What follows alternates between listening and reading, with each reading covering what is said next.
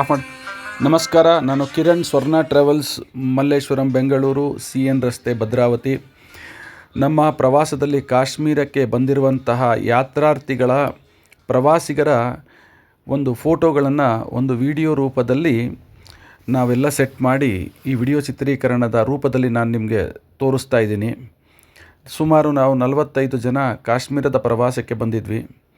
ಕಾಶ್ಮೀರ ಪ್ರವಾಸದಲ್ಲಿದ್ದಂತಹ ಸಂದರ್ಭದಲ್ಲಿ ಕೆಲವು ಫೋಟೋಗಳನ್ನು ನಾನು ತೆಗೆದಿದ್ದೆ, ಕೆಲವು ಫೋಟೋಸ್ಗಳನ್ನು ನಮ್ಮ ಪ್ರವಾಸಿಗರು ಕಳಿಸಿದರು.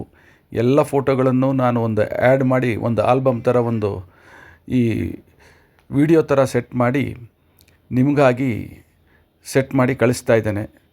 ನಿಜವಾಗ್ಲೂ ಕಾಶ್ಮೀರಕ್ಕೆ ಬರೋದಕ್ಕೆ ಪೆಹಲ್ಗಾಮ್ ಅಟ್ಯಾಕ್ ಆದಮೇಲೆ ಭಾಳ ಭಯ ಇತ್ತು. ಬಟ್ ಈಗ ಭಯ ಪಡೋವಂಥದ್ದು ಏನಿಲ್ಲ. ನಾವು ಕುದುರೆ ಮೇಲೆಲ್ಲ ಹೋದ್ವಿ, ಪೆಹಲ್ಗಾಮ್ಗೆ ಹೋಗಿದ್ವಿ.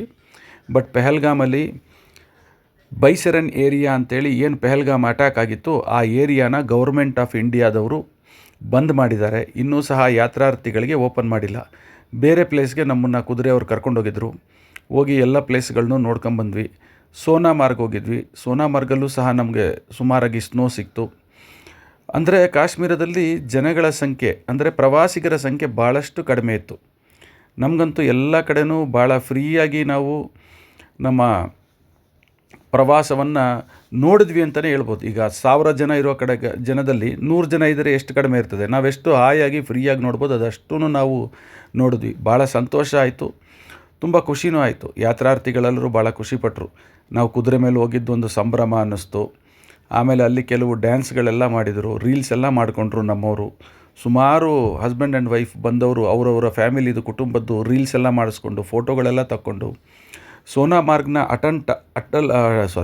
ಸೋನಾಮಾರ್ಗ್ ಟನಲಲ್ಲಂತೂ ತುಂಬ ಚೆನ್ನಾಗಿತ್ತು. ಅದ್ರ ಮುಂದುಗಡೆ ಎಲ್ಲ ಸುಮಾರು ರೀಲ್ಸ್ ಎಲ್ಲ ಮಾಡಿಸ್ಕೊಂಡ್ರು.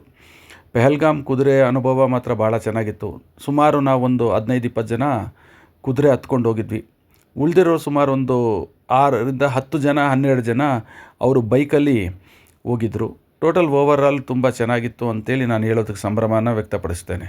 ನಿಜವಾಗ್ಲೂ ಖುಷಿನೂ ಆಯಿತು, ಸಂತೋಷನೂ ಆಯಿತು. ದೇವರ ಅನುಗ್ರಹ ಹಾಗೂ ನಮ್ಮ ಹಿರಿಯರ ಆಶೀರ್ವಾದದಿಂದ, ನಮ್ಮ ಪ್ರವಾಸಿಗರ ಸಹಕಾರದಿಂದ ಈ ಪ್ರವಾಸ ನಿಜವಾಗ್ಲೂ ತುಂಬ ಚೆನ್ನಾಗಿ ನಡೀತಾ ಇದೆ ಅಂತೇಳಿ ನಾನು ಹೇಳೋದಕ್ಕೆ ಸಂತೋಷ ವ್ಯಕ್ತಪಡಿಸ್ತೇನೆ. ಬನ್ನಿ, ಕಾಶ್ಮೀರ ಭಯ ಪಡುವಂಥದ್ದು ಏನೂ ಇಲ್ಲ. ಬೇಕಾದಷ್ಟು ಪ್ಲೇಸಸ್ ಇದೆ, ಚೆನ್ನಾಗಿದೆ, ನೋಡಬಹುದು. ಇಲ್ಲಿ ಏನೋ ಅದು ಘಟನೆ ನಡೆದು ಬಿಟ್ಟಿದ್ದಾಗಿಂದ ಹೋಗಲೇಬಾರ್ದು ಏನೋ ಆಗಿಬಿಡುತ್ತೆ ಅನ್ನೋ ಭಯದಲ್ಲೇ ಎಲ್ಲರೂ ಇದ್ದಿದ್ದು.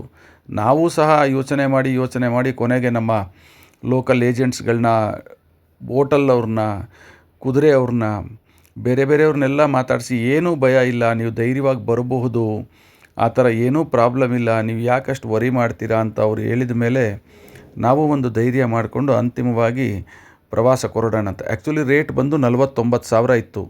ಡೈರೆಕ್ಟಾಗಿ ನಾವು 7,000 ರೂಪಾಯಿ ಡಿಸ್ಕೌಂಟ್ ಮಾಡಿದ್ವಿ ಜನಗಳಿಗೆ.